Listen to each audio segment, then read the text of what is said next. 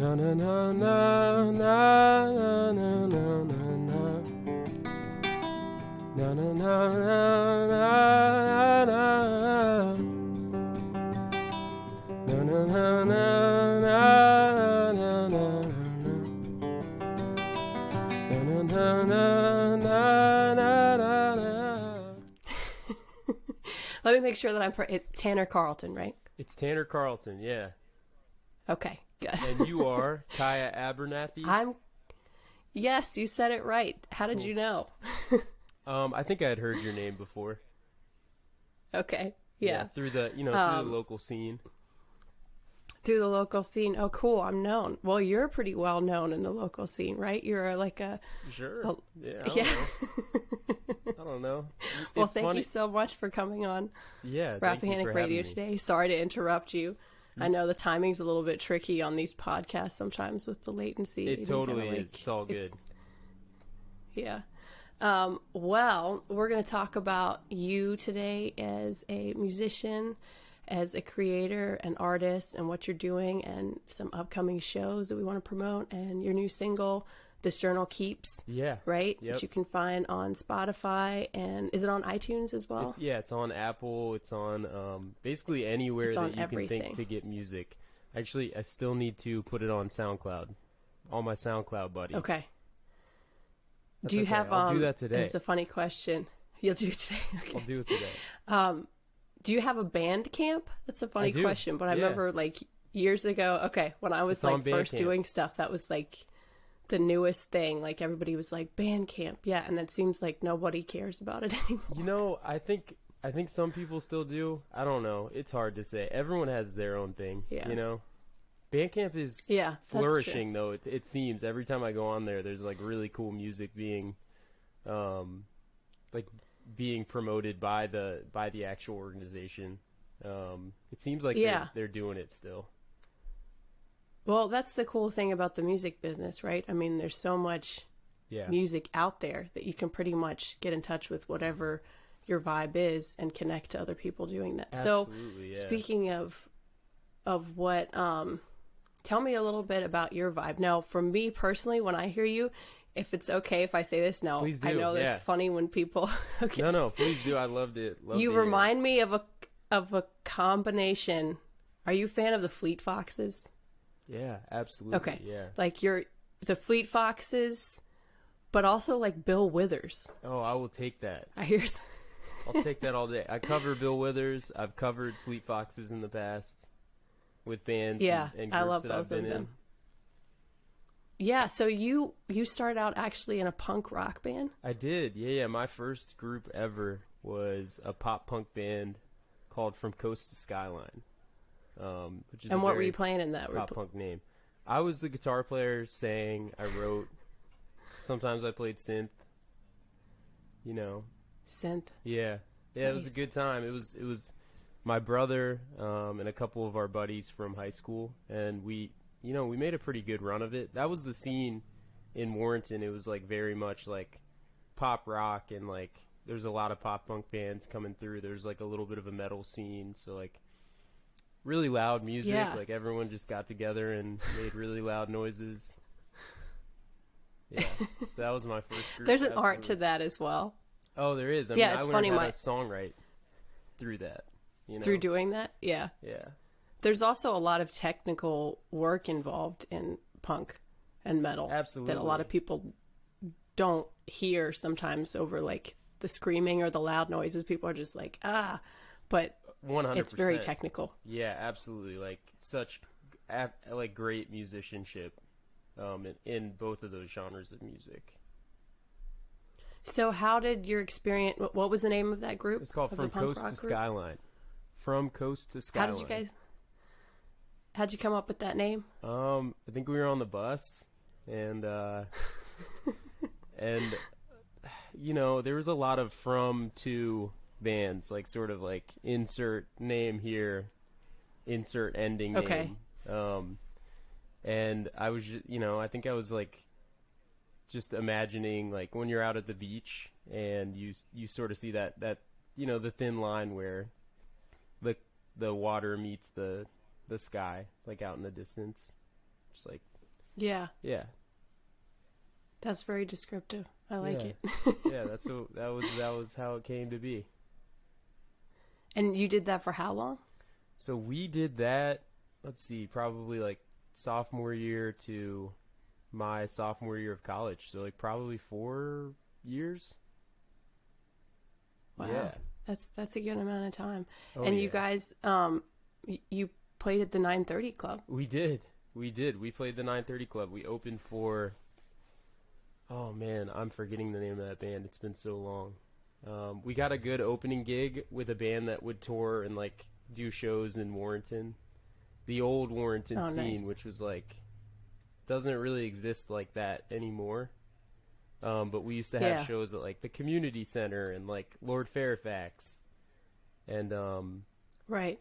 You know, we were playing the right type of music to get noticed by like some of the bands that played, and we had a lot of help. We had a pretty cool manager at the time who was helping book a lot of those gigs, and I met a lot of great people through that. That's so hopefully not the last really, like, I mean, that's like the biggest show I've ever played. Hopefully not the last time. How many people you think were there? Jeez. There's probably like, for our set, I mean, we were openers, so there's probably like 100 people there. But it's the room, you know? That's like such a storied room. I had family come out from like so far away because they were like, wait, you're playing 930 Club? This sounds like you're actually doing it. Yeah. Yeah. What does that mean to you, actually doing it? Oh, it means so many different things, especially now as like an adult and not like, you know, just a kid playing 930 Club. Yeah. I think for me now, actually doing it probably means making your art and presenting it live. And, you know, it's a mix of things, right? It's performing, it's just being able to do all those things. I don't think there's really anything more you can ask for. Yeah. Obviously trying to improve, obviously trying to play bigger things and create bigger experiences for people who actually care. Especially in this area, it's definitely like, if you make this event, or if you make this piece of art and ask people and try to like get it in front of people or invite people to be a part of it, then I think that's doing it. I think that's making it. Did that mean something else to you in your, I mean, we're both still really young, but quote unquote adolescence? I think so. Yeah. I think specifically in that pop punk scene, it was like, here, you're not going to do that. Like here in Warrenton or the Piedmont, you're not really going to like make a pop punk scene. I mean, you could, I guess, but like, then making it meant like getting signed by like an indie record label or like one of the big pop punk labels and going on tour with those type of bands. Right. Yeah. Now it's like, for me, it's like, can I just make something that's like so true to me? Like something that's closer to Fleet Foxes and Bill Withers, as opposed to like trying to make a sound that's already like, I don't know, that it was already sculpted. I felt like I was trying to make someone else's sound rather than. Do you feel like you did that just out of, I don't know, did it come about naturally, or are you guys saying like you were like, we're going to start a punk rock band because, you know, it's the end thing to do? I think a little bit of, I mean, it doesn't sound like a little bit of both. A little bit of both. Yeah, it was a little bit of both. Yeah, I mean, obviously you're affected by like everyone that you hang out with. And I had some pretty good friends at the time who were really into like pop punk and indie rock and stuff like that. And I still like those genres a lot. But I definitely made that music specifically then because I was like, this is the sound of my friends and I, you know, this is like what we listen to. Yeah. And I think one of the biggest revelations was realizing like, it's way cooler to not go for a specific sound. It's way cooler to like just like seek inspiration in your art from like everything that you like. Yeah. Yeah, I totally agree with that. Yeah. It's, I guess, working towards an authenticity of self. Mm-hmm. Yeah. Yeah. Also, I wanted to hear myself sing. And when you're playing like really loud rock and roll, it's like you can't really like I can't hit the vocal qualities that I want to like show to show people. And it hurts your like. I remember I grew up watching the Daycare Swindlers a lot. I'm sure you're probably familiar with them. That band. Yeah. Yeah. So Noah, at the end of the night, like his voice, man, was like. It was like talking like that, you know? Yeah, that happened to me too. It was totally gone. And I was like, yeah, I'm sure it did. So it's like, it's sort of nice to be able to play with your voice at a different level and with different intonation 100%. and sounds. Yeah, 100%. Yeah. So moving more towards what you're doing now, do you categorize yourself as like, what, folk rock, indie rock? How do you, I mean, I know it's hard to label yourself, but you kind of have to in some ways. You do, yeah. So like when I'll put a song on online, I actually have a new single dropping in 2 days. It's awesome. It's a re-release. Yeah, it's a re-release from my EP last year. But it's one that meant a lot to like a lot of my people around me now, and they were like, it's sort of deeper in the record. It's called Would They. And I put it online as, I mean, they ask for genres when you like, place it in these streaming services and stuff as indie rock. But it has elements of like funk and like there's electronic elements to it. It's and this also has 2 remixes that are coming with it. So, oh, that's awesome. Yeah, it's gonna be so fun. You produced all of this, you and your brother? I produced that record all by myself. My brother does have a remix though on this upcoming single. It's kind of like an EP, I guess, but like it's the re-release of Would They, and then there's a VIP, which is a remix that I did of my own song, and then my brother did a remix of it as well. So if anybody wants to check out your brother, what's his name? How can they find you? Yeah, his name's Mason Carlton. He actually doesn't have he doesn't have any solo stuff like on streaming or any of that, but he has a bunch of remixes by artists from around here. Super talented producer, good musical mind. Excellent. And that's Rixie Studios, is that what it is? Rixie is it's his like podcast label. Yeah. Okay. Yep. Okay, so we want people to check that out. Yeah, Rixie's great. Yeah. I wanted to ask you, how does what you do on your records translate to? So when you performed, you do a lot of solo performances. I do. Yeah, I haven't really found the need in the past. I mean, obviously, COVID has changed the music landscape a lot. Yeah, incredibly so. So I've been performing a lot of my my most recent records just live with my acoustic guitar, which translates pretty well. It's fun to hear how they change just a little bit. I end up liking some of my songs more acoustic rather than with a band. But I think if my records get a little bit more traction, I'll probably go through the process of like putting a live group together for them. I just really haven't had the need for it yet, or the market for it yet, if you will. How do you feel like that changes your sound and what you end up writing? Because you know right now that you're performing solo and acoustic. So does that, I mean, it has to feed into what you're putting out there, right? I mean, to a certain extent, you don't want to just put out something that you can't necessarily back up live. Like that's always a tricky thing for an artist, right? It's totally tricky. Yeah.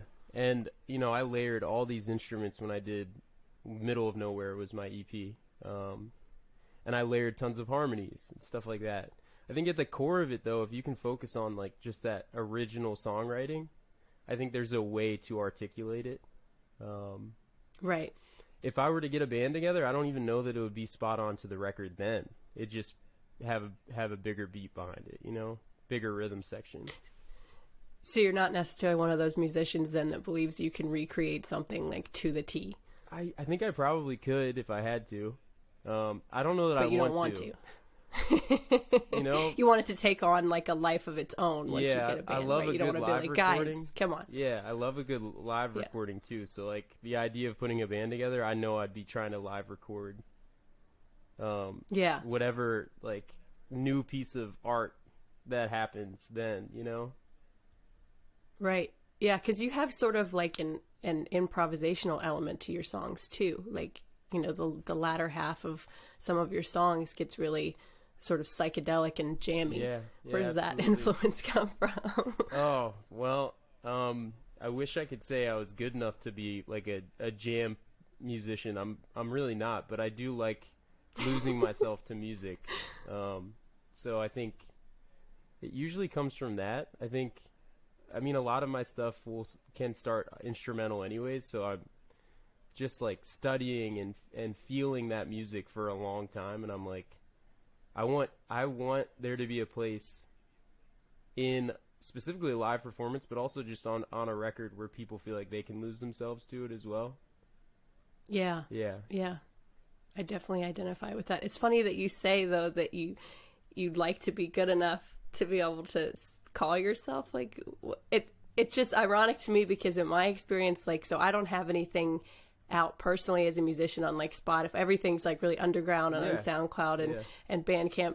What I do have on Spotify is with a group that I used to play with my dad, and it's jam band-esque, and people Sweet. I used to get criticized all the time where people would be like, oh, you just like made that up. Like, come on, like let's do some more like hardcore song workshopping. And so it was almost like and I used to be like, oh, I wish I was good enough to sit and workshop a song. You know, everyone has so their it's own funny thing, to hear the opposite. right? Yeah. Yeah, no, Yeah, I think that's true. I tend to believe that we're probably both capable of going that opposite direction. It's just, it takes time, you know? Yeah, totally. Yeah. How do you, what's your process of songwriting? If we may have a sneak peek. Oh, I'd love to. Yeah. It's, very open source. It's, sometimes it's just a melody or like words that stick in my head or something. I'm like, oh, I'd like to write about that or attempt to. One of my favorite things recently, because it's always changing, right, is like this idea of like subconscious, writing from your subconscious. And that tends to happen for me in my car. So I'll drive down the road and just like, obviously my immediate focus is on driving. Drive safe, everyone. But like things will pop into my head that I think my conscious brain would probably try to filter like a little bit, if that makes sense. And I'll just sing something, or I'll like be in my car by myself, or a melody will just pop into my head, and I'll record it right then and there. I'll just hit the button on my phone, and while I'm driving, just sing it out loud. And that's actually spawned a couple songs that I'm working on now. And then you take that back and you're like, pick up your guitar and you're like, how can I add to this? Fit the music to it, or even if it's just like a melody in my head, like try to recreate it on whatever, you know, my computer, right? Or like anything that I can get my hands on. Do you feel like most of the time you're coming up with like the hook or the first line, or like you know what I mean? Like this is just one piece, lyrical piece. It's usually one piece. I don't think my subconscious has enough space for like a whole tangible idea. But I will say, like, when I do get that hook or that idea, then I'll listen to that like back like 100 times in my car, right? If I'm stuck on it, or, you know, just let my mind wander. And then if I come up with another line, I'm like, oh yeah, that's good. I'll record that really quick. That might be something to work with. Yeah. I think that's one of the things that people discover when they're around a musician, whether they're with a musician, dating a musician, married to one. Like, we will do that not only with songs that we love, like of other people. You're like, oh, I've got this song on repeat for like this whole week because I love it. But we also do that with our own material for multiple reasons. And so we can kind of drive people nuts who are not used to it. They're like, God, I keep hearing this song. And you're like, I need to work it out. I've got to listen to it so much so that it's like I'm hearing it, you know, with fresh ears. Yeah. The most non-objective or non-subjective way to listen to it as you can. Absolutely. the more that, yeah, you start hearing new things, right? You start hearing new things when you work it out that many times. I've definitely driven people crazy that I've dated in the past. Like literally sitting with my guitar and playing the same thing like on loop, and they're like, "You've just played that like 100 times. What are you doing?" And I'm like, I'm just so infatuated with it. I need to hear every aspect of it. Right. You've got to really get into the groove. It's funny. My mom used to say about my dad. She would be like, "Yeah, I'm the second woman in his life. The guitar is the first." Art's hard. She would just feel like, yeah. I mean, it is, and in a way, like when you're, especially, I don't know about you, but like I feel like when I'm in that creative zone, like I need to go to some place like and not be bothered. Like if anybody comes in and interrupts, I'm like, wait, hold on. Yeah. No, I need don't this. Bug me. I need this. Yeah. I'm right. very similar. Yeah. I also don't. It's kin to like. Sorry, you go. I was just gonna say it's kin to like channeling. Like you need to have that space. Otherwise, you're like, all right, I lost it. Never mind. Yeah, absolutely. It is very kin to channeling. I think that's exactly what's going on. I also find that like I don't love doing that around people. Right. So I do. I love working with a band for that reason. Right. It's really fun to like, just everyone like. You're in that channeling space together, but like if I need those moments where I'm trying to figure something out, like for a solo, something I'm writing or something, like I don't want to subject people to that. I also like it's such a vulnerable place of like not like I don't know, I'm exploring right now. Like I don't want someone to be watching me like just totally F it up. It's the tricky thing I feel like about creating, especially like as soon as you sing it, like you get the idea in your head and it's or in like your heart, your soul, wherever you want to call it, right? It's there. It's like the light bulb going off. And then as soon as you speak it or sing it or write it down or start to play it, it's like it's changed like the pureness of it. And you're like always trying to get back to that original form. Oh yeah. And so as you're creating it, you don't want necessarily somebody to like throw judgment or like change what you're trying to hear in your head. It's like giving somebody your book before it's done and then asking them to give you an evaluation on the book. No, it's not like, ready yet. Yeah. Yeah, you're right about that. Yeah, it could definitely be an interesting process. Tell me how you feel about, your experience. You were talking a little bit about it right then, but like working with other people versus just, vibing it on your own. It's way more fun and it's more authentic. I think music, I think is probably like a communal thing. I mean, anthropologically speaking, I think it definitely is like this communal thing that when more and more people take a part of, I think it's, I think that's more natural, I think. Yeah. It's meant to be shared. And I don't necessarily, I mean, that doesn't downplay like the incredible work that soloists and people who are like doing their own craft can do. Cause obviously my last EP was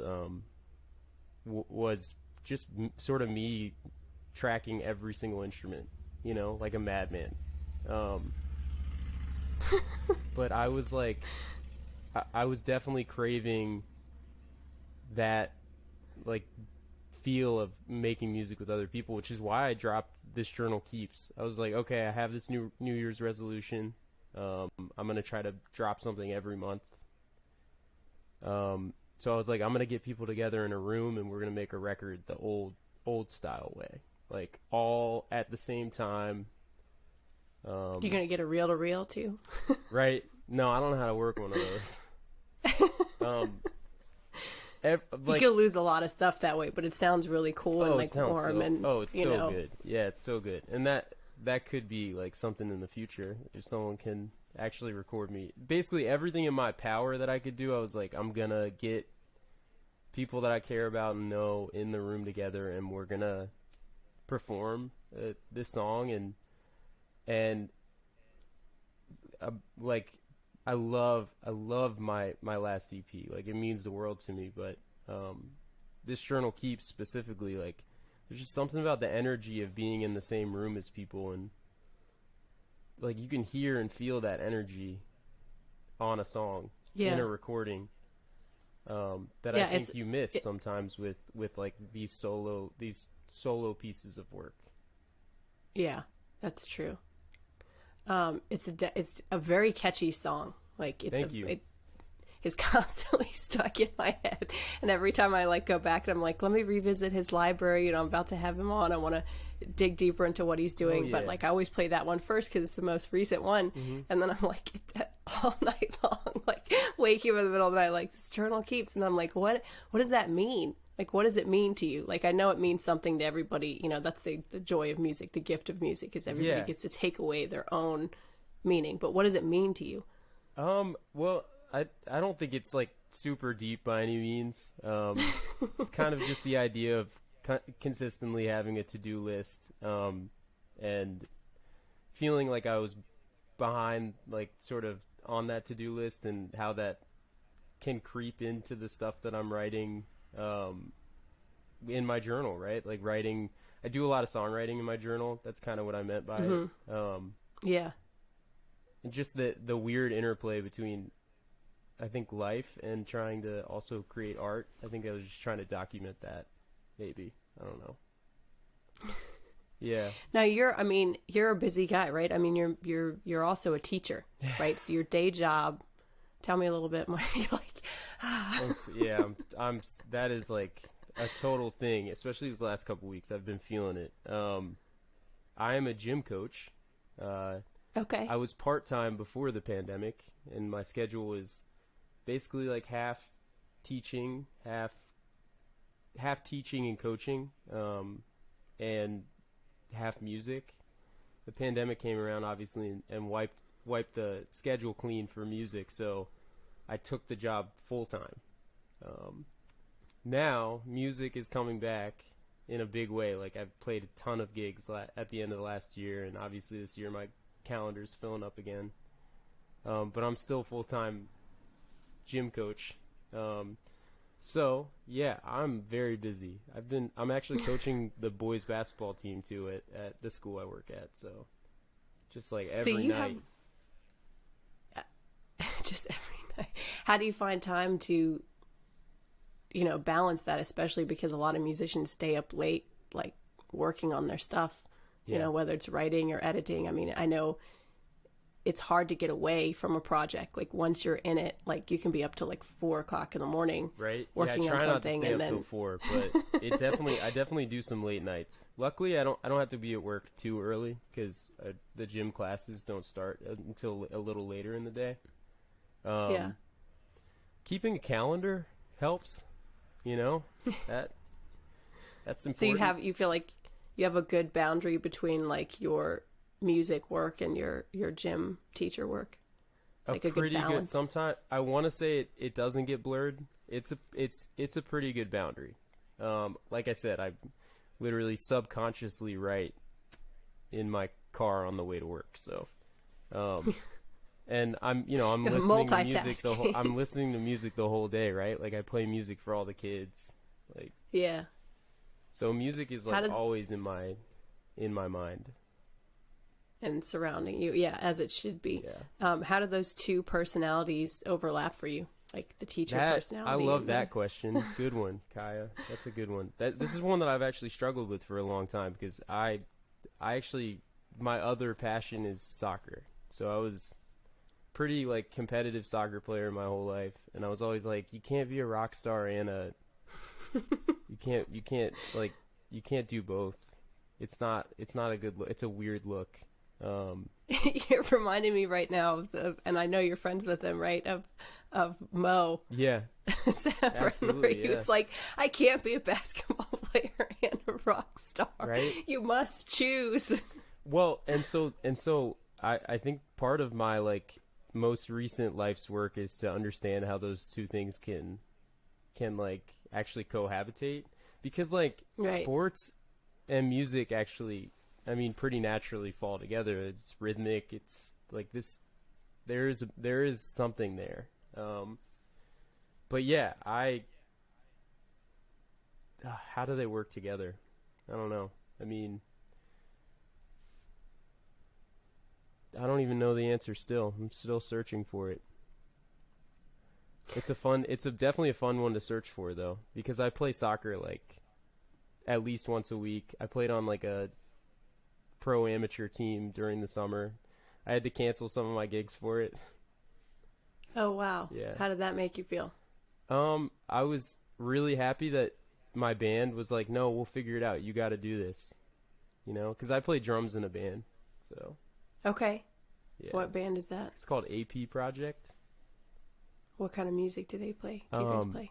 So it's like folk and like southern rock and classic country. It's so good. They're also all Nice. Deadheads, so they got me into Grateful Nice. Dead. Yeah.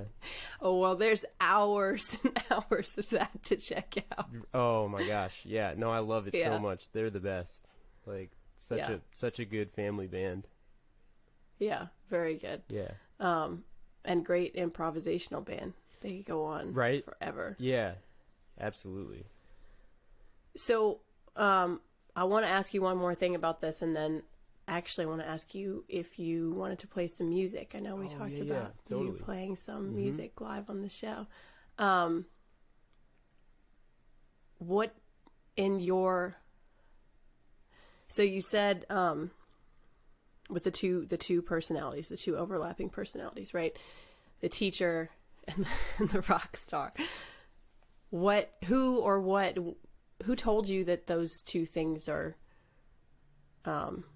antithetical, I guess? If that's the right word. I don't think anyone ever told me. It's just like growing up as a competitive player is like you can't like be out late at night playing music in bars and wineries and breweries and stuff like that. I think that's always been a struggle, is like trying to keep like a really balanced life. It's all about balance, right? It's like a balanced lifestyle. That's actually why I got back into coaching, as I was a full-time musician. And I was like, this is going to kill me. Like, I need just from like the hours put in, or like, the hours, the like schedule, a party scene, or what? the sort of like, the unfortunate party scene that goes along with live music and live, like that life. So I reached out to the local soccer club here in Culpeper. I was like, hey, do you all need coaches? Like, I played in college. I'm really into it. I'm be happy to pick up a team or help out. And that actually led me to my job at Grimes. They ended up getting me the job there too. So, who's your favorite soccer player? Of all time,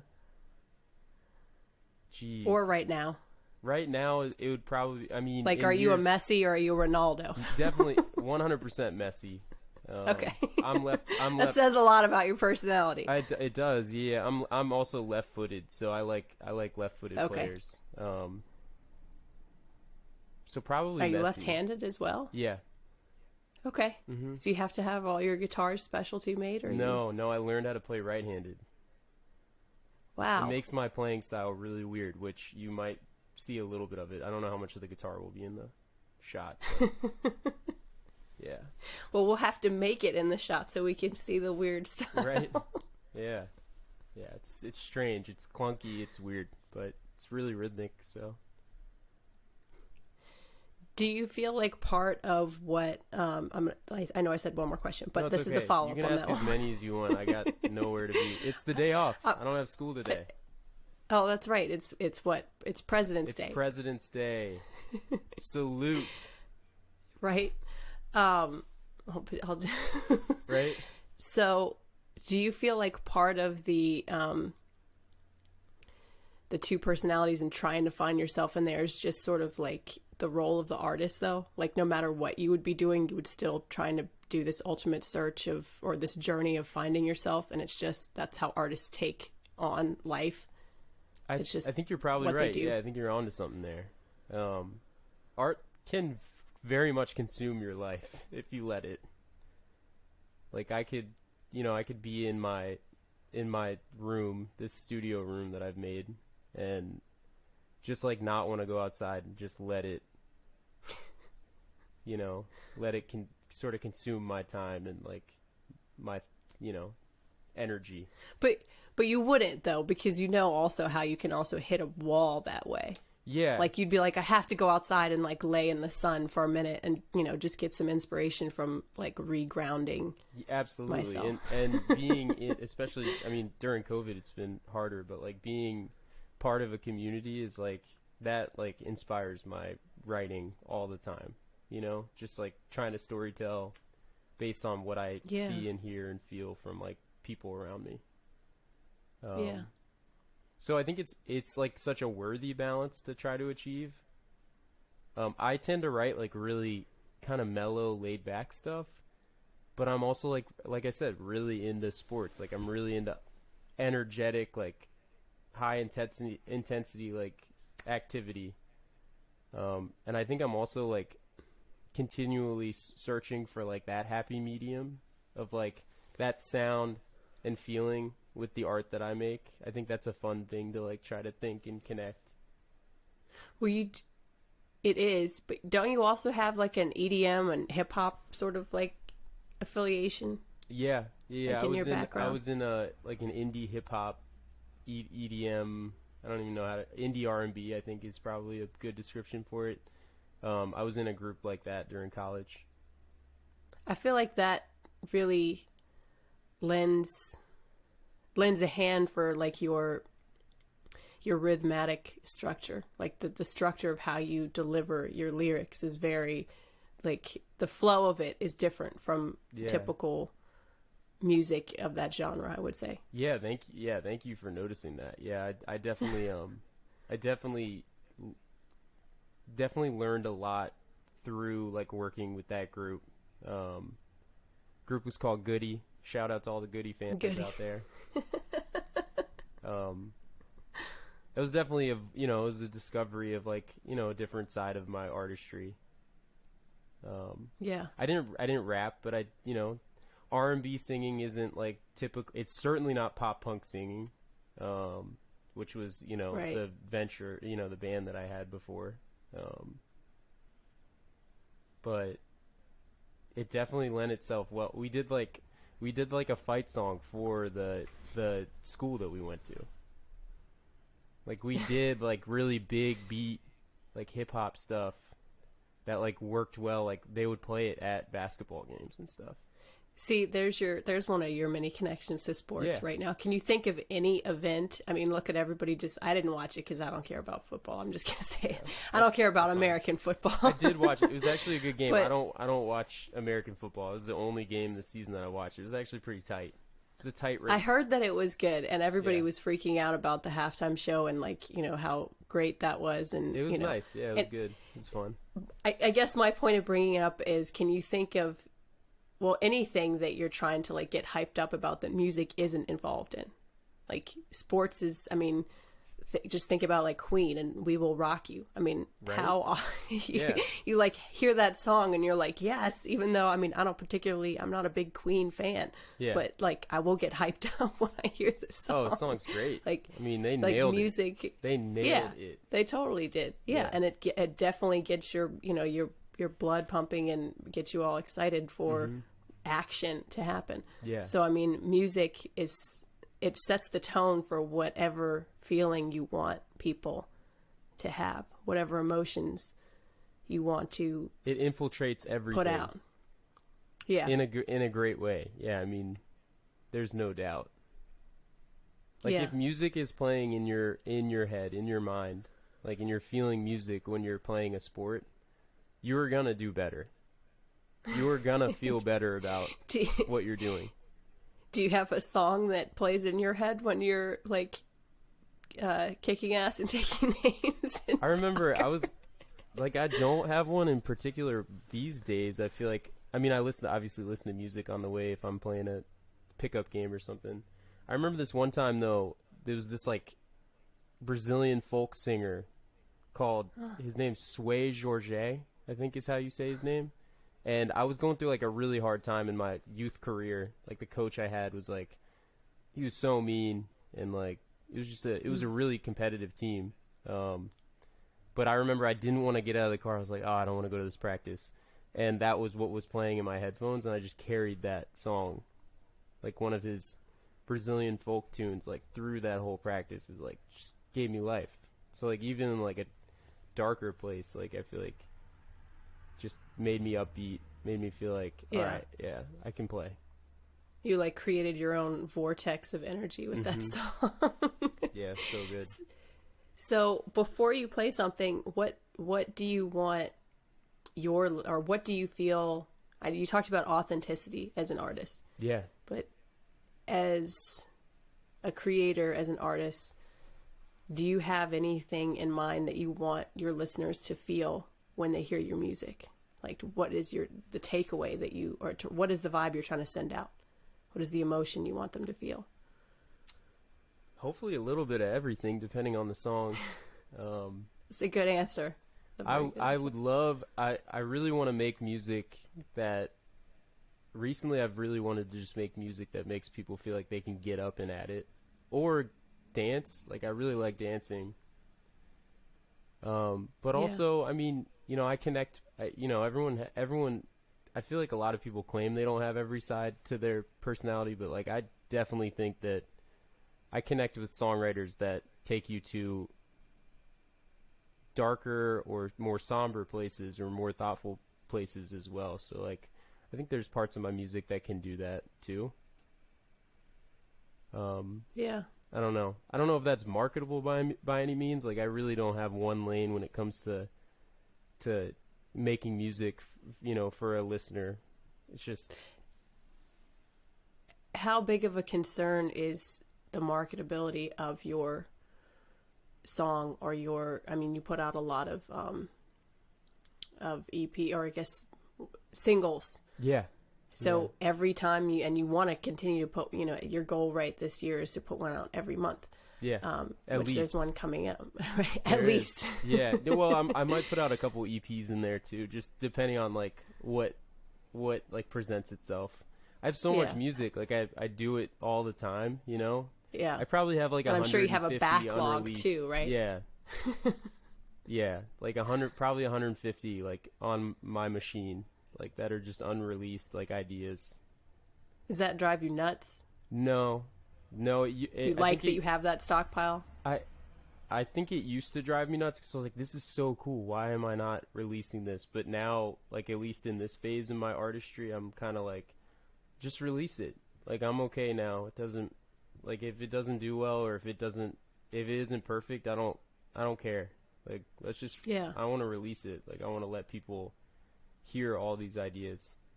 Yeah. So you're not, so then, I mean, that kind of answers the question right there. You're not concerned about the marketability of the song. I don't think I'm super worried about that. I mean, obviously I want people to, I kind of want to like reopen that last question a little bit too. Like, when someone comes to see me live, like, I would love for them to be able to experience like a fair sample of all of the emotions that they can feel. Like, yeah, there's going to be a comedic element. There's going to be a communal element, right? Like, all these people getting together and hanging out and getting to know each other and obviously getting to know me through my songs. Yeah. I hope they feel like they can move too. Like, I hope they feel like they can get up and groove and like enjoy themselves. I hope they leave happy, feeling like they've experienced like a full range of emotions. Like, that's what any, I feel like, good piece of art can do. Does, yeah. You know? Yeah. It elicits that response. Yeah. The full spectrum of emotion. Yeah. I agree with you. Have you thought about doing like the Bert from Mary Poppins deal? Like, you get the drum on your back and like your guitar and have your harmonica. Right. I've definitely messed around. I play a cajon for the AP band that I was telling you about.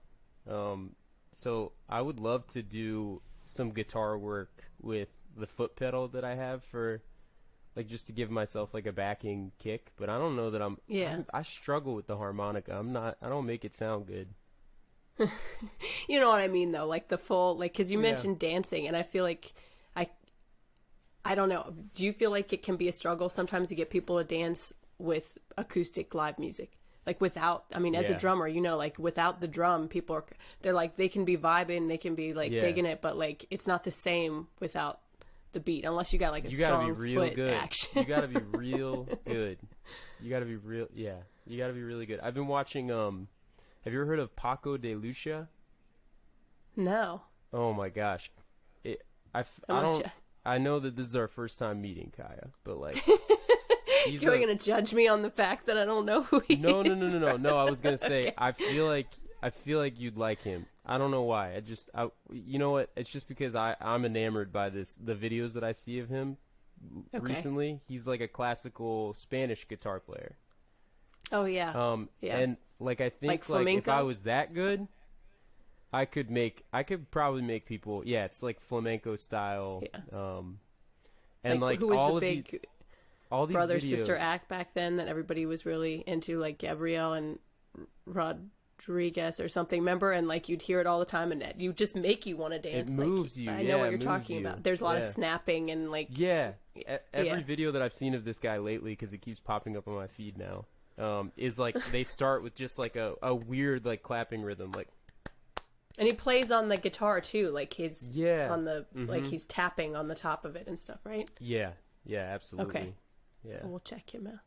yeah. I'll send you some videos of him. Send me Those some videos stuff. are crazy. Like he's so leagues. He's in a different league than I am on because I recently have picked up a classical, like Spanish style guitar instead of a steel string, and That's what I want to play. learn how to play that. I don't like to play the steel string. I'm a Blake wuss when it comes to my fingers. I love my and the steel string. It's my I love first the way guitar. it sounds. It sounds good. Yeah. But a 3-hour gig solo, and I don't use a pick. I use my fingers and It hurts. long nails, and Yeah. it's way easier to have like a nylon string instrument to do that. For sure. Yeah. Do you use a slide? I don't. I bought one recently. It's probably like sitting around here somewhere. It's like, why haven't you picked me up? Well, I love the sound of a slide. So cool. Yeah, so Yeah. cool. I'm not great with it. I actually used it on. I was hanging out with a musician buddy, and his brother was in town. He used to be in the punk band that I was in. And I was like, guys, I bought this slide at Culpeper Music, and they were like, nice. And I was like, I think I'm gonna use it on bass tonight. And they were like, that's weird. Why would you do that? And I was like, it's gonna sound really cool. Just to try. Did you do it? Yeah. I got a little recording of it. It sounded pretty rad. That sounds pretty cool. My friend Nikki Darlin, who I don't know if you ever heard of the band Those Darlins. No, that's a good name. She, yeah, that's a good name. They were a while. They came out of Nashville or in the Nashville area, and she used to play when we were in high school. She's she's an accomplished like female guitarist. It's really cool to watch her play, right? Especially since you don't see like a lot of chicks up there like really rocking out. But she used to play with a nail polish bottle as a slide. Oh, it's great. She didn't have one. Yeah, and I was like, oh my god, she's a rock star. That's such a cool way to do it. Yeah, right. I've seen people like use a beer bottle, but like the nail polish, that's badass. That's right. awesome. She should have put that in a video. Yeah, no, that's so cool. Well, I want to hear some songs. I'm really excited that that you agreed to play. I will. You have to officially say that you give Rappahannock Radio permission to air your. Since I mean, you own it all, right? Yeah, I figured you did. Yeah, I give Rappahannock Radio permission to air these songs. Okay, awesome. That works. It's just like, they say technically you're supposed to have, all sorts of licenses and stuff to do this, but I figured if we're talking one-on-one and you're the person that owns the songs, then that should be covered. Yeah, no, that feels good. All right. I'm going to try to get through this Journal Keeps. It's actually, I played 2 drum gigs this weekend, so it's been a little while since I picked this baby up. But, yeah, I'll start with that. This Journal Keeps. Okay.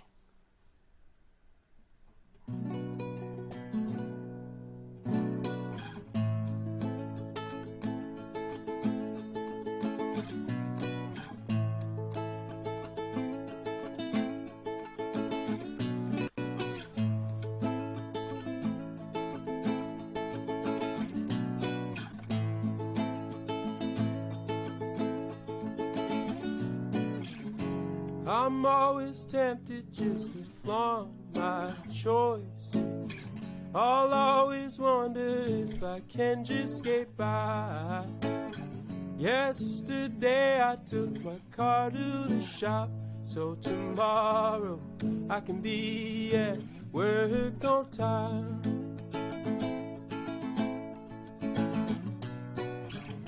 Just this morning I stopped drinking coffee, so my doctors could open private. This afternoon I'll drink my evening tea, so tonight I can finally get some sleep. This journal keeps paper trail of all that's needed fixed. My to-do list is out of hand. It's a list comprised of lists. Oh, my landlord owns the whole damn town now. I'll pay my rent by digging his ditch. Today I'll read the Remington News, so tonight I can pick the Rappahannock Blues. This journal keeps paper trail of all that's needed fixed. My to-do list is out of hand. It's a list comprised of lists. Na na na na na na na na na na na na na. Na na na na na na na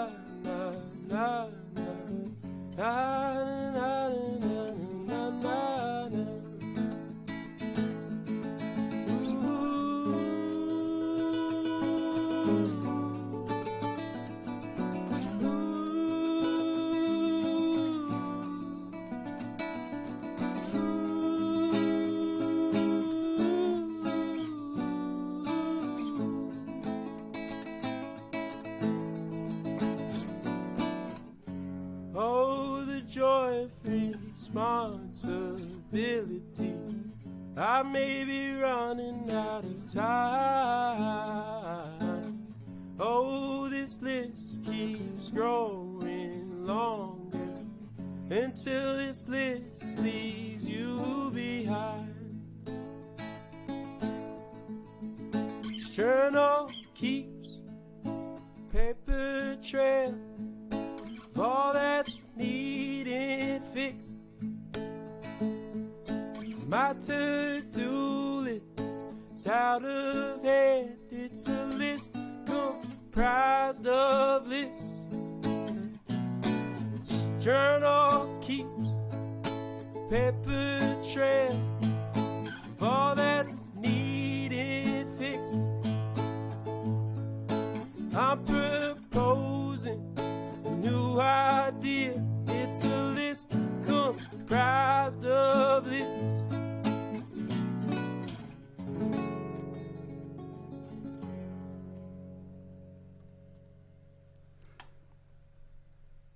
I love it.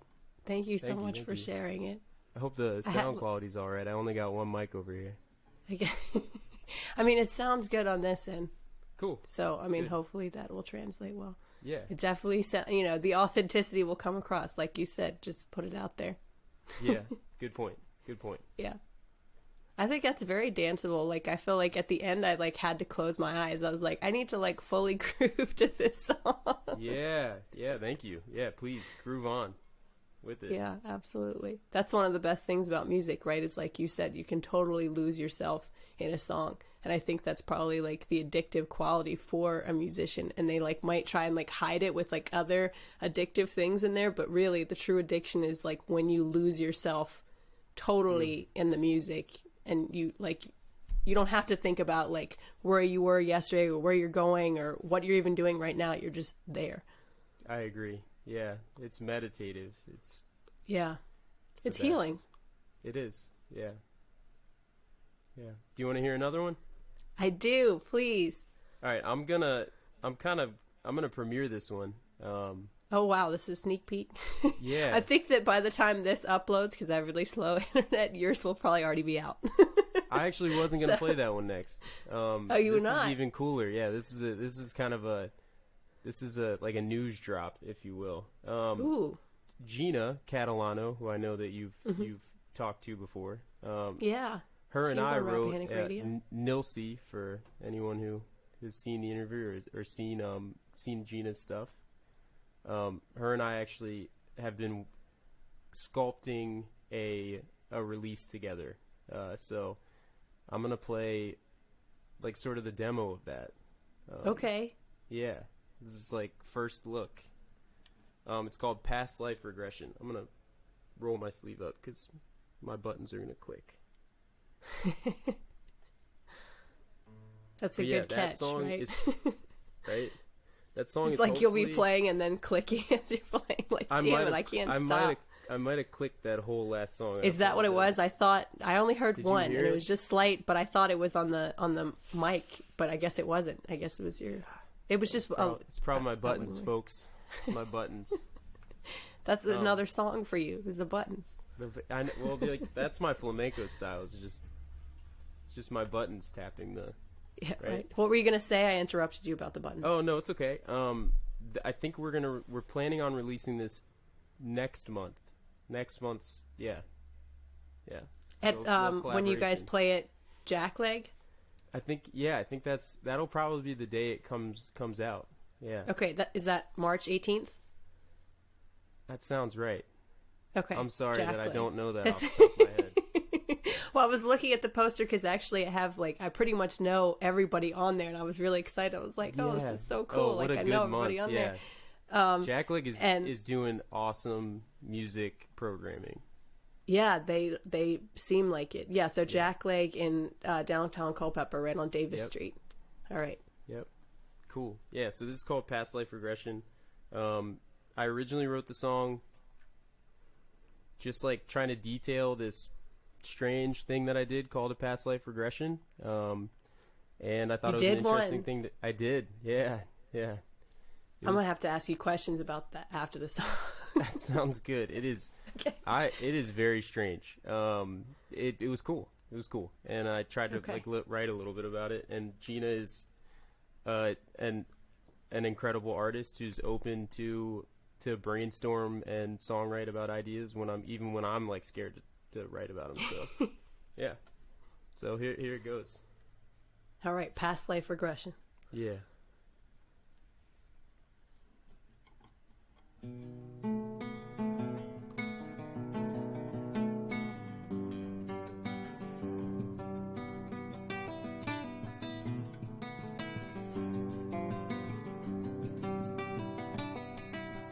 Where did all the time seem to go?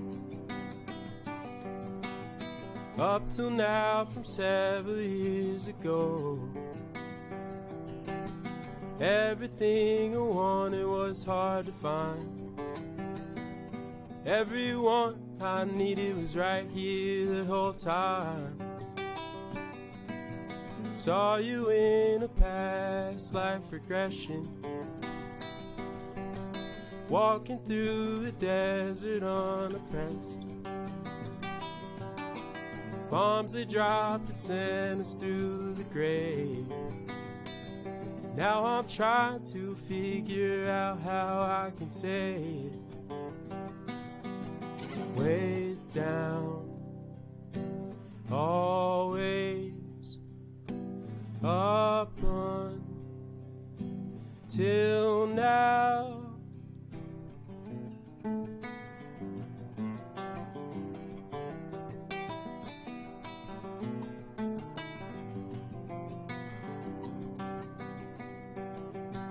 Do you think about all the crossroads,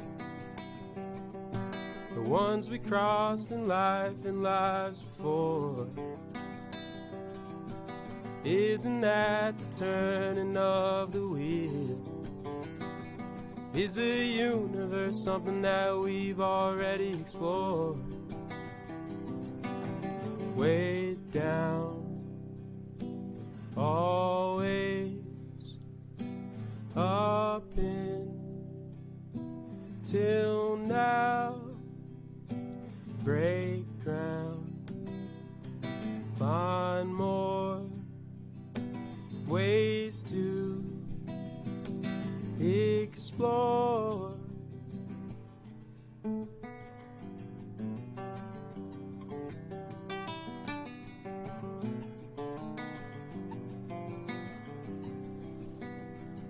Na na na na na na na na na na na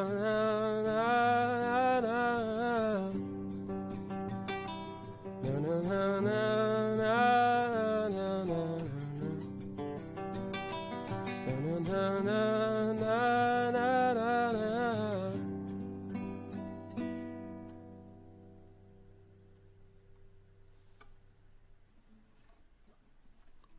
That's definitely a very fascinating song. The lyrics alone, but then I like the sort of change in tempo there. Yeah. I demoed it and kind of just forgot like part of the second verse, so I just went with it. That's like the incomplete version. Okay. But you get the idea. Also, Gina sings on it, so I would never be able to do that complete justice. Yeah. Just thought it'd be fun to do like a informal drop of it. Yeah, I like it. How did you end up? First of all, tell us a little bit more about what a past life regression is. From what I understand, I don't want anyone to think that I'm an expert on any of this. From what I understand, it's a deep meditation where you try to connect with possible past lives that you may have lived. And so it's a guided meditation. A guided meditation, yeah. Like you go to somebody that does this, like that's their gift. This was to super society. informal, but it was like via YouTube. It was like a guided meditation via YouTube that. Did they like put you in yeah. a trance? Like, how did it? No, it was just like sort of it was a recording of this like YouTube, this YouTube recording of someone guiding you through a past life. Okay, so it wasn't regression. like live. It wasn't live. No. What made you want to do that? It was actually with my ex, and she just had this idea. She was like, hey, I've done these before. Do you want to do this? And I was like, yeah, sure. Why not? I'm kind of an open book when it comes to things like that. I'm like, You're like, okay. Yeah. Yeah. And so I didn't expect anything more or less, right? I didn't really know what to expect.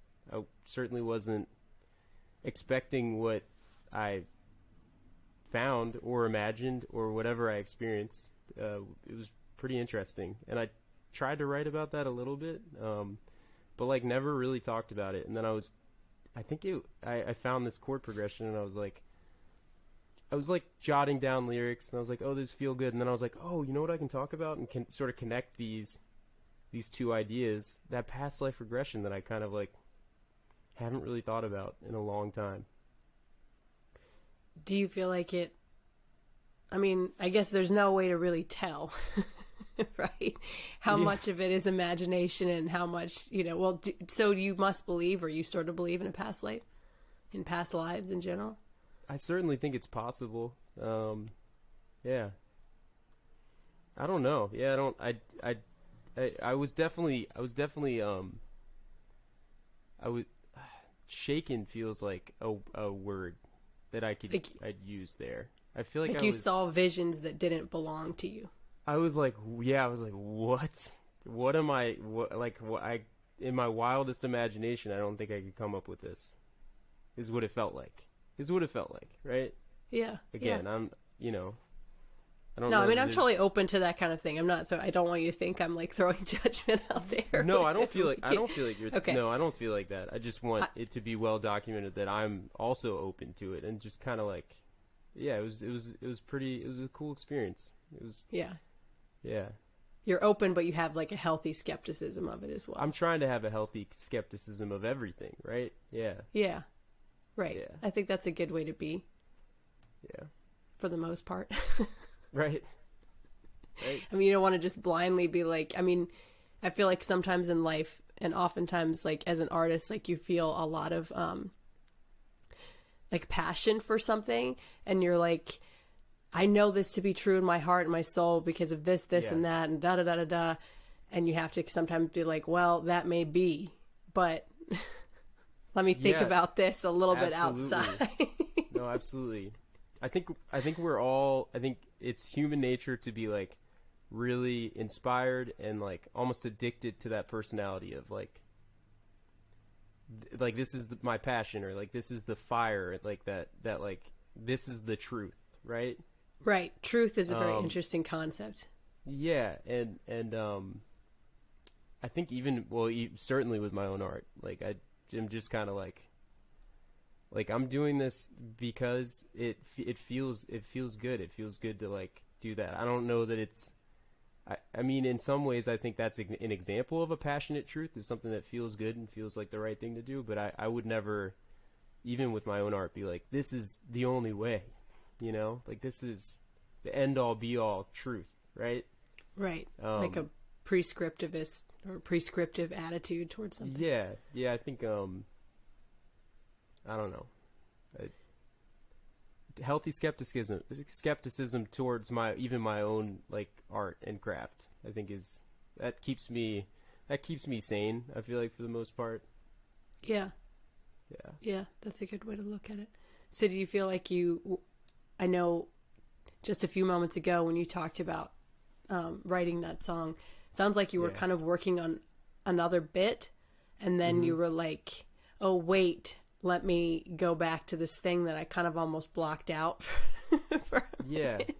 and try and like understand. So do you feel like you were writing it because you were like, oh, this will be an interesting tale to tell, or because you were like, I need to get this off my chest and kind of explore it a little bit more, and writing can do that? Yeah, I absolutely agree. I think it was probably a little bit of both.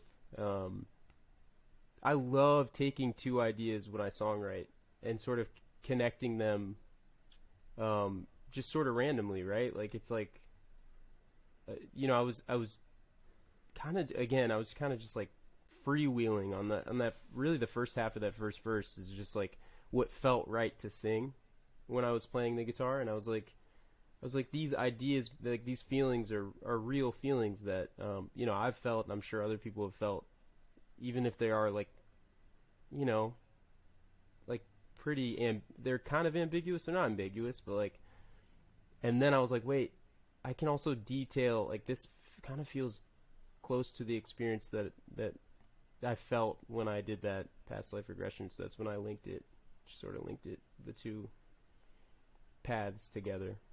Do you think you would do one again? Yeah, I probably would. You're like, yeah, under the right circumstances, sure. Yeah. Are you let me ask you this, are you an avid dreamer? Like, are you a lucid dreamer, or do you remember a lot of your dreams? I don't, you know, I dream, it depends. Sometimes they really stick with me. And I consider myself reasonably lucid. Like if I'm, for instance, I was just talking about this the other day, if I'm having like a really bad nightmare, I think I have this like constant struggle of, but I really need sleep. Like I'm in like I'm in this like space, and I'm like, like I could wake myself up right now, but like if I try to go back to sleep immediately, I'll just be right back in the same place. That's an interesting concept. Neurons are firing. But I really need sleep, and I know that. So I'm like, all right, well then I'm just gonna wreak havoc in this nightmare. So you'll walk through the nightmare. Yeah, or you wreak havoc as in you take it over? Yeah.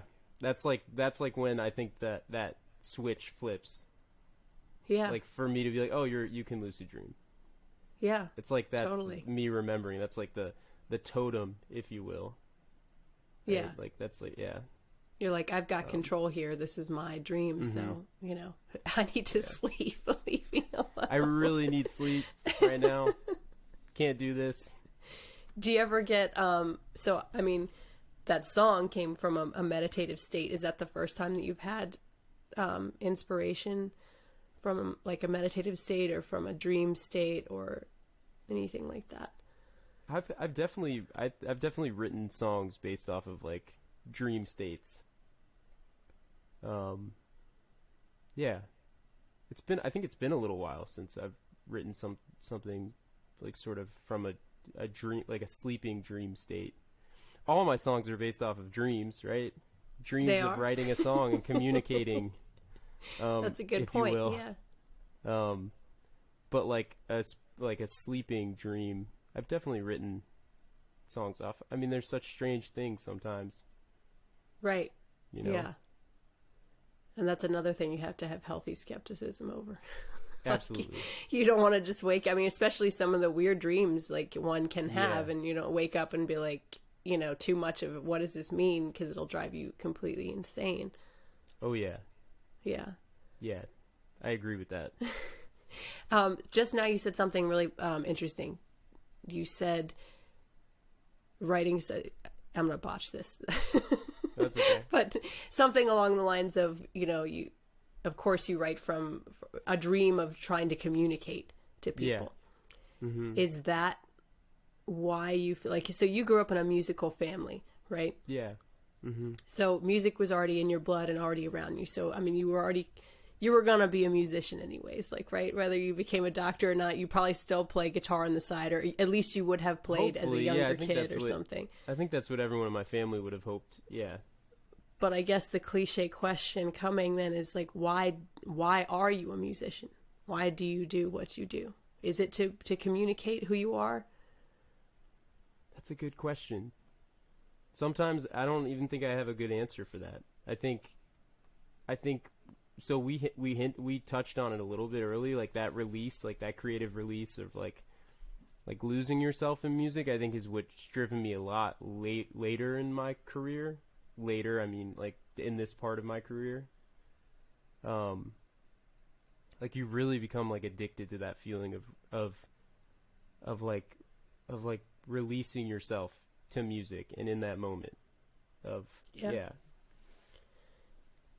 What do you think drove you earlier? Like, was it, did you want to be famous? Well, I don't, you know, I feel like I wanted to make art. I feel like I wanted to songwrite, and you know, I probably felt that earlier too, with just like me and my guitar, like being able to sit around and like you know, learn other people's songs. But then when I started just creating my own, like just following the melodies that would appear to me, you know, I think that was probably a huge I guess it's been a driving factor the whole time. It feels like a breakthrough. We just found that. Yeah. And it's something to be proud of. You're like, yeah, you know, you just created something out of thin air. Yeah. And manifested it into a more solid form, I guess. Mm-hmm. When did you start writing? Sorry. No, it's okay. Well, I was going to say, just to go on with that idea, I think my, like, being able to follow, like, those same cues of, like, creativity through my songwriting, I think that's developed later on in my career. I write more songs now than I did, obviously, in the beginning. It really, I mean, it started with just, like, the love of, like, sounds and of music, right? And a little bit of wordplay. And a little bit of poetry. But I think more now than ever, like, I'm realizing how important that is obviously in songwriting as well. I wrote songs, like, sort of from the beginning, too. I mean, I picked up the guitar and, like, did all that stuff, like, maybe a little bit before. So, like, around middle school is when I really dialed it in and started, like, trying to learn. But then immediately was like, well, yeah, I should probably, like, you know, I should probably make words to this, you know? Do you have any formal music training? I mean, obviously growing up in a family that's musical, I think counts, but like, did you go to... I do. Yeah, I think it counts too. That would be really my most formal music training, is just from like people in my family who sort of taught me, or like I inherited it from.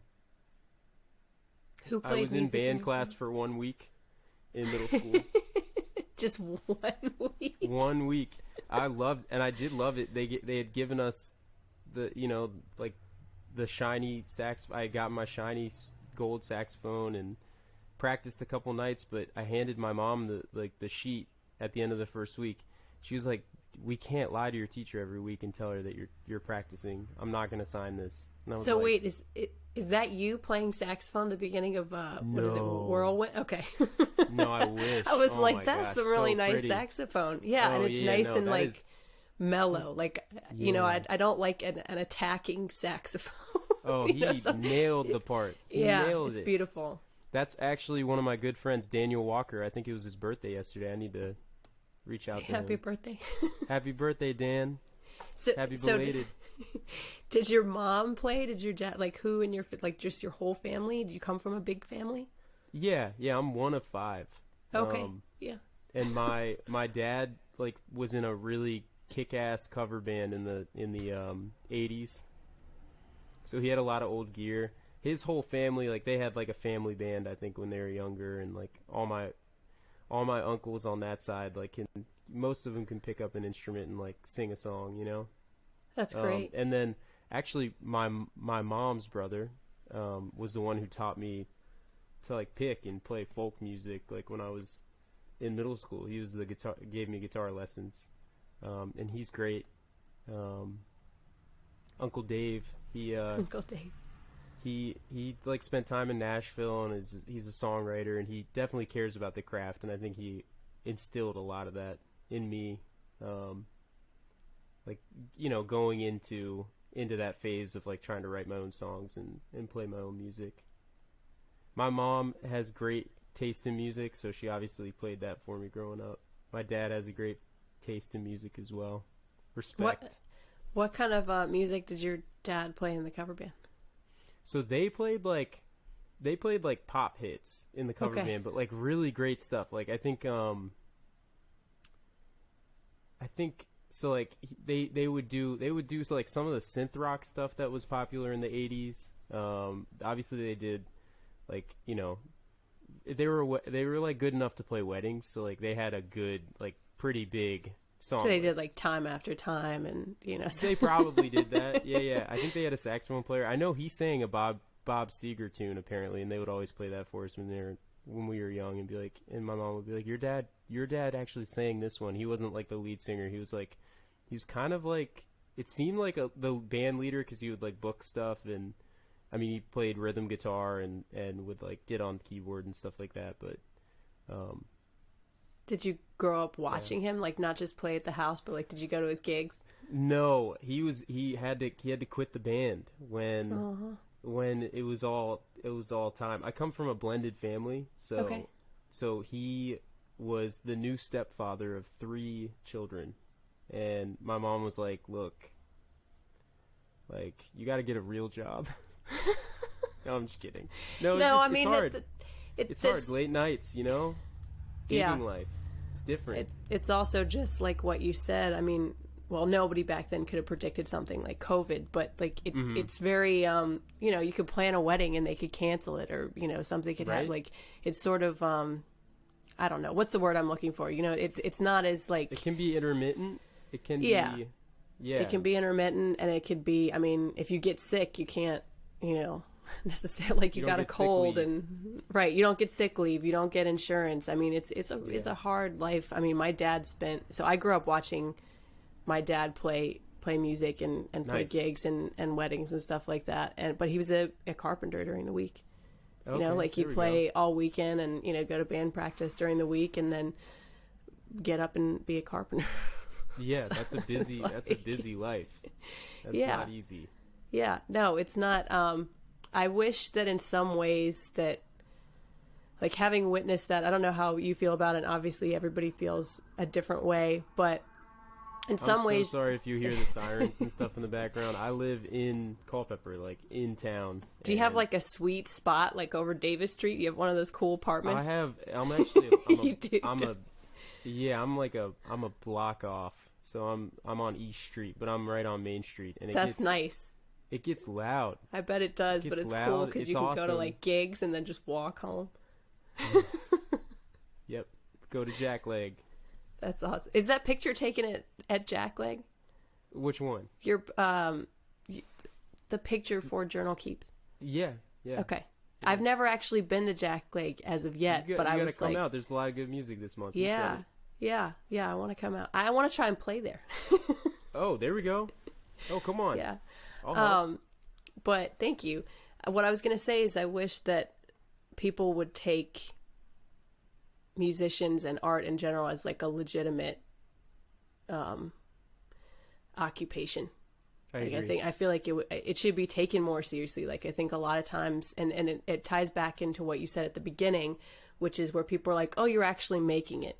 Like implying that you going out and doing gigs and giving it your damnedest and writing all the time and stuff isn't making it. Like a good friend of mine, and I've said this in interviews past for people who really dig deep and listen to my other interviews, but a good friend of mine, we were sitting at the bar one time where he had just played and the owner came up and was like, oh, why did you stop that one band, man? You guys could have really made it.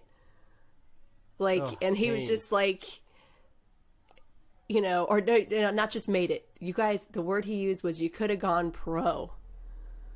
Like you weren't pro. Like you weren't professional right now. Like it took you having to be at a certain, and I feel like that's the daunting thing about music for a lot of people now, and the youth is like, people are like, oh, don't go for music, don't go for art, because one, it doesn't pay, it's not a respectable career, you know, like all of that jive that you hear from people. It's not good.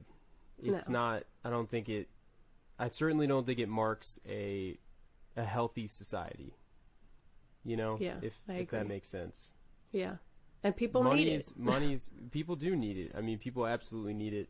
And I think COVID showed that. Actually, I think the lack thereof live music, not just people, you know, missing each other and missing interacting with one another, but actually, you know, because whether you're a musician or not, like as the audience member, you feel involved in that art form, right? You're an active 100% participant by being there, and you see that in a lot of people who like get to like, you know, not the groupie level, but you know what I mean, like a big fan level. Like they're totally invested in these bands and in these performers, and I'm sure you have a following like that too, right? You have some people that are like, they just can't wait to see you, and it means the world to me too, as the person who gets to like help bring people together, you know?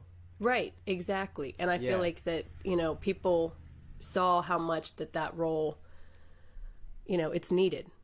It's needed. It's needed very much. It absolutely is needed. It's essential in a lot of ways, right? Like the way we talk about essential workers who need to be treated better, you know? Yeah. I think music and I think art is a part of that. 100%. Yeah. Do you think that, like, again, what we talked about earlier, like there are so many musicians out there.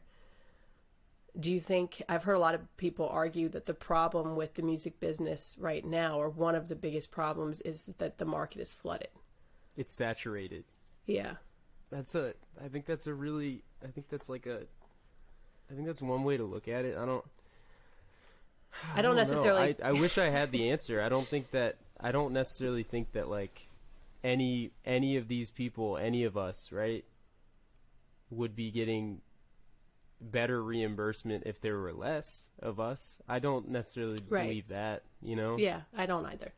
I guess what I'm getting at is, because we started talking about musicians and artists should be better respected and appreciated, and the occupation should be, but I guess what does that equal? Like in your mind, you're right. How do you I mean, this feels like maybe a broader. This is too deep. I can't. No, I'm okay. I'm definitely okay having the conversation. I feel like it points at like a broader societal discussion. Like in some ways, I think, like if musicians, right, who are trying to craft not only art but also like a live performance, stuff like that, I feel like if they were to be more respected and more endeared by their communities, I think I think that would be the first step towards also respecting and having an endearment towards every member of a community. Right. That's I a know good point. Towards every member.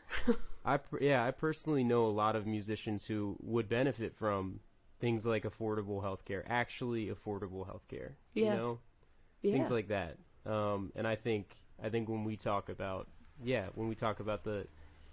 the hardships of being a musician and trying to make it and trying to like just make an honest living, right? Like just like be able to pay your bills, get your to-do list done, you know? Yeah. Like I think it speaks to even bigger problems that common people have. Yeah. That's true. It's like that little microcosm reflects the larger, you know. Yeah. Which we're good at macro. doing, right? Musicians are good at doing that. Artists are good at helping, you know, lend a mirror to society. Well, I mean, and artists keep stuff flowing too. Like you said, you bring people out, like a good performer, like a place is going to want to book because they're like, okay, people are going to come out, they're going to buy food, they're going to buy drinks. I mean, you know, that's a whole, that keeps the business, you know, people want to go there because they want to see the live music. They want to see that person. They want to go and support that business because they like what they're supporting. They do. I mean, it feeds back into it. Let me ask you this though about, so having spent your life around musicians and being in bands and performing, you probably haven't, or have you experienced like some of the cliquish nature of of musicianship? I mean, I've heard, you know, have you? Yeah, totally. Yeah. I've been trying to fight back against that ever since like pop punk days, for real. Like Which people are funny, like, you're a poser. Like, that's such a laughable thing to go back to, just because like the pop punk scene is like kind of no more on a local level. It is funny because it's coming back into the mainstream in some ways. Like there's some like pop music that is reflecting like sort of the pop punk era. But like I didn't really feel like I belonged in that, like in that group of like artists, which is probably not true. I mean, there's probably a lot of nice people who would have like opened more doors for me if I would have gotten to spend time with them. But there's definitely cliques. There's no doubt about it. And I love looking for people who are trying to break down those barriers as artists, right? Like I love when I have an artist from what I seem to think is this genre or this like group or like collaborative effort of musicians who reaches out and works with, you know, one of my other favorite artists from like who I thought was like on a different plane or of like existence. Like I love that. I love looking for people who are doing that. I attempt to do that. I'm not great at it, but like I'm trying to like continuously like open up. Yeah, so you're into creating my circle, a community vibe, and not like I love that. An exclusive. Culpeper's in need of it. You know, that's what I think about that all the time. There's so many good musicians in the Piedmont, and like and I feel like you just keep hearing. So that's one of the reasons I actually started this podcast, is because growing up in Rappahannock, excellent artists, great musicians, small town, some really good musicians in every corner of the county. But I feel like I kept hearing about just the same couple, and not that they didn't deserve it, because they did. But it was like, I was like, I want to hear what everybody else out there is doing. I want to give the people who aren't very good at self-promotion, or who are, you know, maybe feeling a little bit shy because they do play by themselves because they haven't found their tribe of musicians yet. Like, I want to give them a forum to, you know, communicate what they do and share what they do. I feel that, Kiaya. I feel that in a huge way. Excellent. That's a good reason to start something. I was like, all right, well, you know, I'm going to start something and just invite everybody to be involved. Like, So Rappahannock does have great musicians and great art. Shout out Rappahannock. Well, I genuinely like everyone that I meet from Rappahannock. Seriously, you all have a vibe. People. Yeah, there's something in the water. Yeah. Or the water, as my dad would say. The water. He'd say There's some in the wash water. and water. Yep. Oh, yeah. Okay. Oh, I know it. Yeah, you do shout out Rappahannock in Journal Keeps. I do. Yeah. Yeah. That's our neck of the Rappahannock River. Okay. that I'm shouting out. Okay. Yeah. Gotcha. You're like, not the county. Well, the county, I mean, ultimately, right? No, I know. I'm just kidding. This whole surrounding area. I was living in Remington at the time, and sort of, that song's been in process of writing for like almost 2 years. Yeah, I was going to ask you how long it's been cooking. It's been cooking for a while, so I'm glad that I finally got it out of the oven. You're like, oh, whew, that's a relief. Jeez, I might have burnt it a little bit, but no, I think it's just it's al dente. Oh, thank you.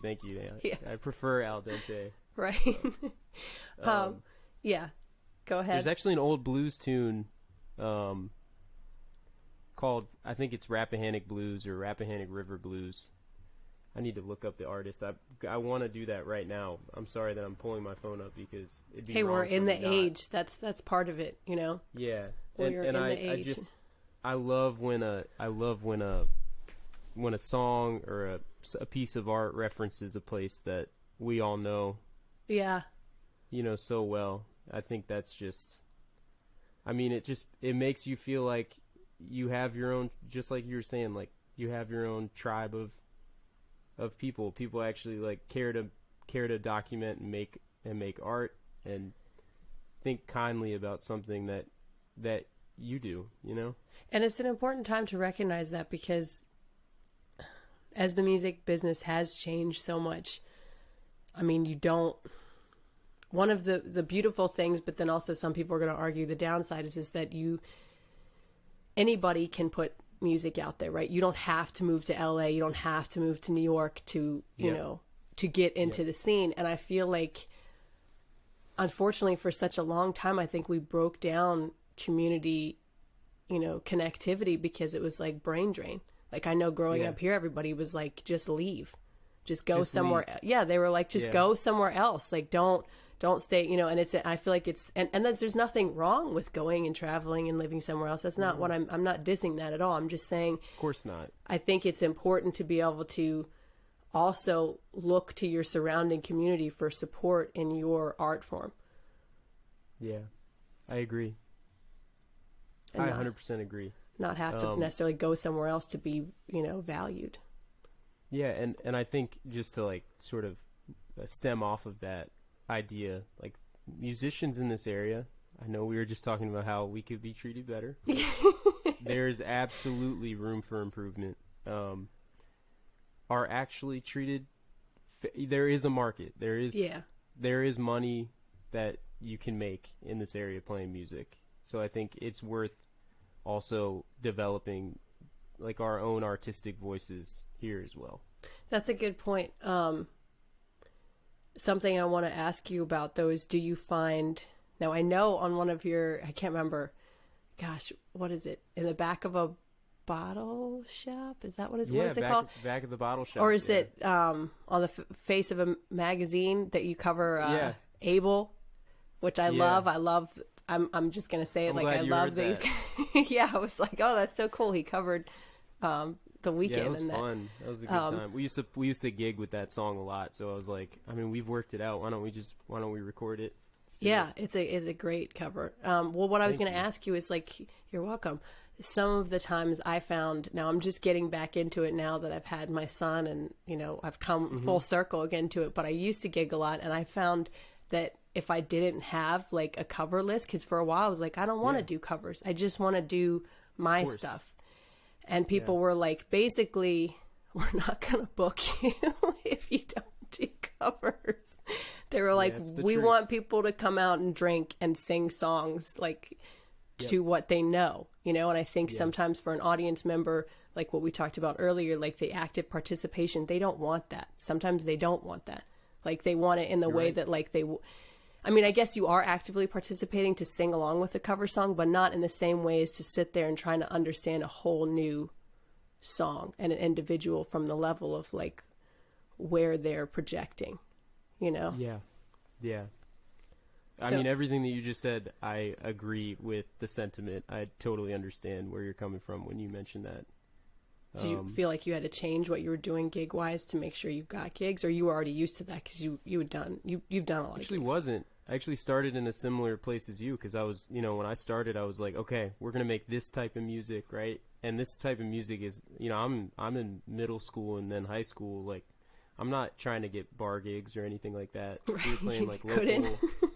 Yeah, we were playing like local, like all ages shows, and I wanted to, obviously play my own songs, and like maybe we do a cover, but that's because like we all agreed, like, we'll do this one cover, Yeah. You're like, which cover is it gonna be, guys? It's gotta be a Yes. good one. So it was like all original stuff, right? And that's so cool, and that was so important, honestly, for my, my musical upbringing in that respect. Now, I find myself in a really good place because I do have a list of covers that I think, sort of detail and help like paint a picture of the sound that like I'm maybe referencing, like some of that source material, right? But I've found now that I can do like a gig, I can do like almost 50-50, a 3-hour gig, right? Like I could do like 50% covers that I know and love, and I know that people their ears will perk up, or they'll maybe sing along with me. Mm-hmm. But then I can also be like, let me take this moment to describe like this original song that I wrote. Yeah, that's the other thing. You got to be a good storyteller up there, right? People want to hear you which talk I've definitely about developed yourself. more as a solo musician. It's not an easy thing to do. No, it's not. I still don't think I'm great at it, but like, It's not a very comfortable thing to do. It's not. No, it's not. You don't want to feel like, it's hard to feel like you're taking up space. Right. Like in someone's evening, even if Yeah. this isn't like a ticketed show, this is like, Right. They're having dinner and like whatever, and Yeah. you're like, they're drinking beers with their friends, and I'm like over here like, so anyway, this is the original that I wrote. And they're like, dude, stop. they're like, Yeah. what is this guy on about? What is this guy talking about? It's funny. I have, and maybe you've already played there, but you should get in touch with Sally Mae Foster about it. But I have a full 3-hour gig in April, but she doesn't Nice. want any covers, so I'm really Where is excited. It's Blue Wing Frog in Front Royal. Okay. Oh, cool. Yeah, Nice. yeah. She books Good people for you. quite You got often. 3 hours of original. I do. Yeah. If you run out of any, you just play mine. You can play. You have my. I don't know if I could cover them properly, but thank you. Oh, you'd sound great, I'm sure. I figure if I run out of them, I'd be honored. Thank you very much. I really appreciate that. Yeah. I've got some stuff. I've got quite a bit of stuff that I've been sitting on for a while, and none of them have like definitive recordings, which frustrates me. So, and back to like what you're talking about with Journal Keeps, I'm like, I really want to get some stuff out there in a way that is more professional than than just like what I did in my own home studio. Not that I don't want to record it in my home studio, but what I did in the moment to get it down and put it up on SoundCloud. So, Totally. No, yeah. I totally get that. And I'm excited to bring some of that Well, stuff. if you ever need a connection that way too, I'm be happy to help. Yeah, I'd love to talk to you more about that after the show. Yeah. I want to mention this guy's name really quick because this is kind of what I was referencing. Yes, you did look him up. The Rappahannock Blues. So he's actually he's a blues player from Is it John Jackson? It's Sean Jackson. And his I guess I don't know if it was his record of music or just he's one of like founding one Piedmont Blues song. member. Yeah, Rappahannock Blues. So I was trying to reference that a little bit too. I was listening to a lot of like old blues stuff and actually old bluegrass too. And at the time when I was writing that tune, Yeah, I love it. Do you want to take us out with one more song? Since you've got your guitar ready and I would steady. love to. Yeah, I would love that. This is something I like to open gigs a lot with. I was in a band called The Bottle Shop, like 3 or 4 years ago. And we recorded this song. This is a song that I wrote for my grandmother who passed away. It's called Beach Hat, and I'm going to do hopefully a new recording of it soon with just the acoustic guitar. It'll sound like this.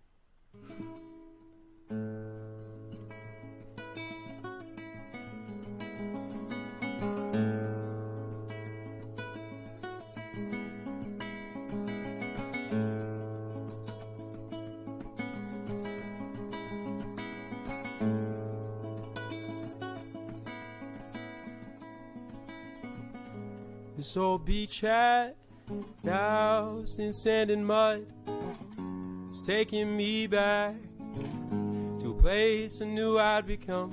And I wonder why I can't go back again to this place in time.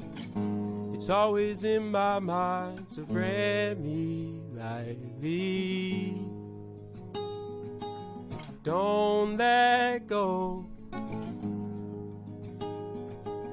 Starts this fire, ignites my soul.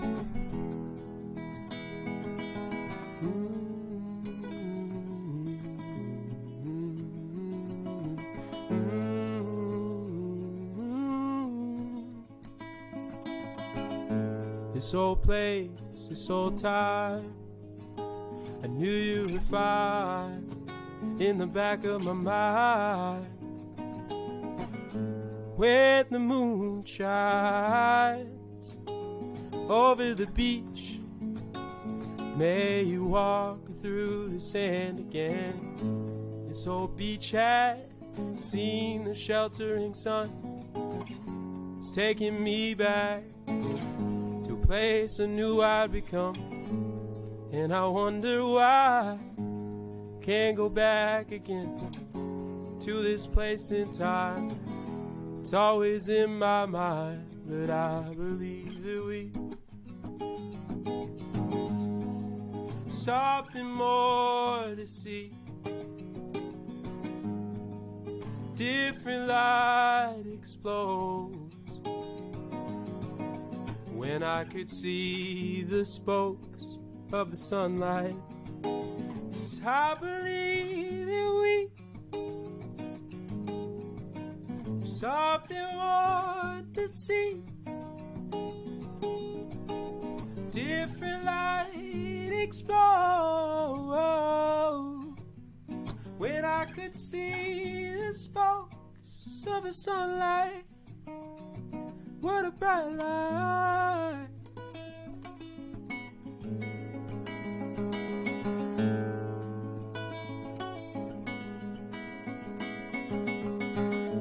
This old beach hat, doused in sand and mud, is taking me back to a place I knew I'd become.